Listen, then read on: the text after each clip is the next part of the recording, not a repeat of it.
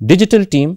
मैं उसको ख़ास यहाँ पे शाबाशी देना चाहूँगा। डिजिटल हमारे जो समा टीवी के चेयरमैन अलीम ख़ान का एक ड्रीम ये था कि पंजाबी के अंदर कुछ करना है। इसमें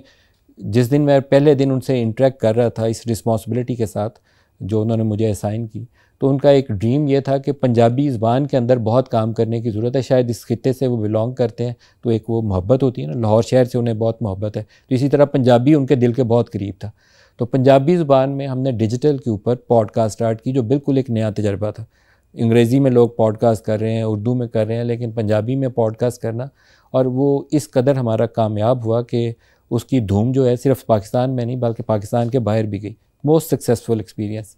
पंजाबी कुड़ियाँ हमने अस्मा अब्बास, जिनकी पूरी फैमिली पंजाबी ज़बान के ऊपर उनका बहुत काम है, उनके वालिद का बहुत काम है, उनको हमने इंगेज किया और उसके साथ यंग बिल्कुल लड़कियाँ एमन है और मीरब हैं, वो उस टीम का हिस्सा बनी और उन्होंने पंजाबी कुड़ियाँ के नाम से एक दूसरा प्रोग्राम शुरू किया जिसमें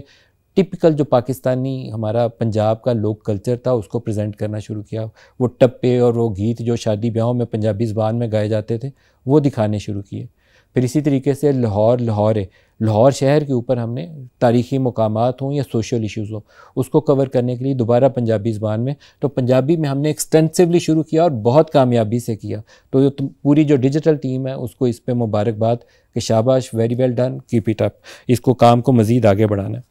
एक चीज़ जो समा में मुझे लगता था कि हमें काम करने की ज़रूरत है, बहुत मेल डोमिनेशन नज़र आती थी, तो हमने एक पूरा रिव्यू किया। उसमें director news, HR, bureau chief तीनों को मिलके एक असाइनमेंट दी गई। असाइनमेंट ये थी कि हमारे जो मैनेजमेंट है वो डाउन साइजिंग या स्टाफ को निकालने के काफ़ी ख़िलाफ़ है। अलीम ख़ान का अगर एक चीज़ के ऊपर कहा जाए कि उनका पहले जवाब हमें ना में मिलेगा तो वो ये होती है कि डाउन साइजिंग नहीं, डाउन साइजिंग तो करनी नहीं है,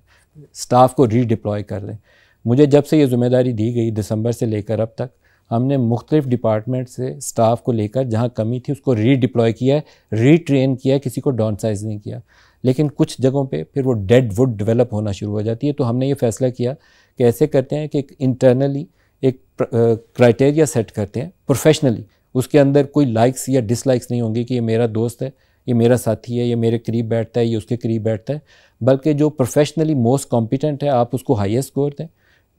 उससे नीचे वाला उससे नीचे, और फिर एक कैटेगरी वो आएगी जिसको आप सोचते हैं कि ये अब डेड वुड है, पहले उसको ठीक करने की कोशिश करें, उसको आप वार्न करें, 1 दफ़ा 2 दफ़ा 3 दफ़ा समझाएं, लेकिन अगर वो समझने पे आमादा नहीं है तो देन हम उनको रिप्लेस करें ग्रेजुअली, उनको मौका दें, पहले 2-3 माह उनको मौका दें फिर रिप्लेस करें। वो प्रोसेस भी हमने शुरू किया और उसके नतीजे में हमने एक फ़र्दर ये डिसीजन लिया कि यहाँ पर हमारे यहाँ थोड़ा सा जेंडर बैलेंस दुरुस्त नहीं है, मेल डोमिनेशन बहुत ज़्यादा है, तो हमने जहाँ स्टाफ को रिप्लेस करने की कोशिशें शुरू की तो पहली तरजीह हम फीमेल स्टाफ को दे रहे हैं। अगर 2 रिपोर्टर्स लाहौर से हमने रिप्लेस किए तो उसके बदले में 2 फीमेल रिपोर्टर्स को इंडक्ट किया। कराची में अगर 1 रिपोर्टर को हमने रिप्लेस किया तो कराची में एक मज़ीद हमने फ़ीमेल रिपोर्टर को ऐड किया। इसी तरीके से 2 नई न्यूज़ एंकर्स उनको इंडक्ट किया और मज़ीद कोशिश होगी कि मज़ीद को इंडक्ट करेंगे, नए लोगों को लाएंगे ताकि वो जो एनर्जी, तवानाई, उनके अंदर विलिंगनेस, एक आगे बढ़ने का जज्बा होता है ना, वो उसको लेकर एक प्रॉपर बैलेंस हो, जहाँ एक तरफ तजर्बा एक्सपीरियंस है